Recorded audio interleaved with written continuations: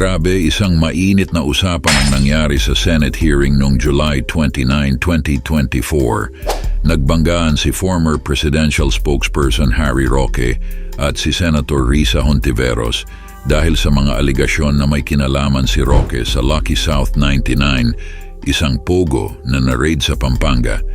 Nagsimula ang pangyayari nang tanungin ni Hontiveros si Roque patungkol sa pagiging legal head daw nito ng Lucky South 99 base sa mga dokumentong isinubmit sa PAGCOR. Aba, binira naman ni Roque si Hontiveros na kesyo pinaparatangan siyang abogado ng kumpanyang yon. Ngunit kalma lang si Hontiveros na sinabing ang mga tanong niya ay base sa sworn testimonies ng mga PAGCOR officials.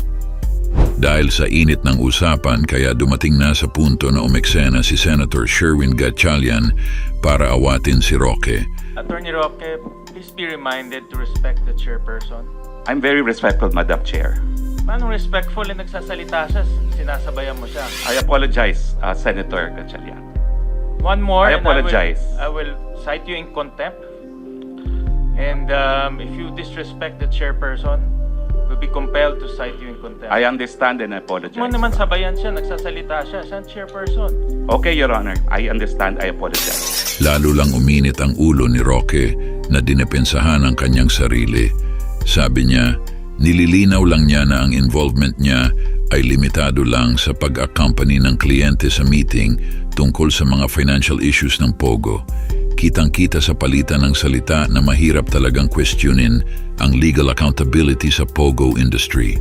Pinunto ni Hontiveros na bilang abogado dapat aware si Roque sa mga dokumentong may kinalaman sa Lucky South 99. Talagang nahihirapan ang mga mambabatas sa pag-address ng mga ganitong concerns.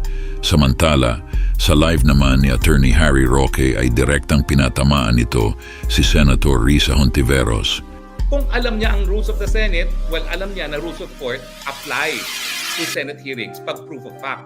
Pero wag naman niyang sabihin na alam niya ang rules of court dahil hindi naman siya abogado. Sinasabi nga sa rules of court, kaya kung sinasabi yon dahil mali ang kanyang pananaw. Ang sabi sa rules of court, kapag isang pribadong dokumento, bago yan matanggap na ebidensya sa mga katotohanan ng mga bagay-bagay na sinasaad, dapat merong titistigo na nakakita na ginawa yung dokumentong yan o di naman kaya lumagda dyan sa dokumentong yan. Ang mga tanong ni Senator Risa Hontiveros, hindi mo ba dinimanda si Cassie U? Dahil linagay niya ang pangalan mo? In the first place, wala namang ebidensya na si Cassie Ong Cassie Ong ang gumawa ng mga papeles. Walang ganyang ebidensya. Bakit ako didimandahin si Cassie Ong?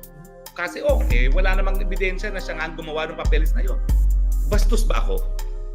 Ang problema sa hukuman, ang pilit kasi ni Senator Hontiveros na mangyari is yes or no sa tanong niya. Pero sa hukuman, on cross-examination, pwede yung yes or no. Pero bibigyan pa rin yung testigo ng pagkakataon na mag-explain sa redirect. Bakit naman sa hukuman na mas formal at mas stricto ang rules, pwede kang mag-explain, pero sa Senado hindi pwede mag-explain. Tama ba yun? Kaya nga, ang sabi ko, akala ko ba inimbita niyo ako as resource person dahil gusto niyo marinig kung anong katotohanan at we are all searching for the truth. At doon na tumayo si Senator Sherwin Gatchalian sabing, I will cite you in contempt pag isa ka pa na nagsasalita kasabay ng chairman. Ang problema ko naman, di ba, napanood niyo naman, pinipigil din akong sumagot. Pag ako sumasagot, nagsasalita din si chairman. Paano ba yun? One-sided.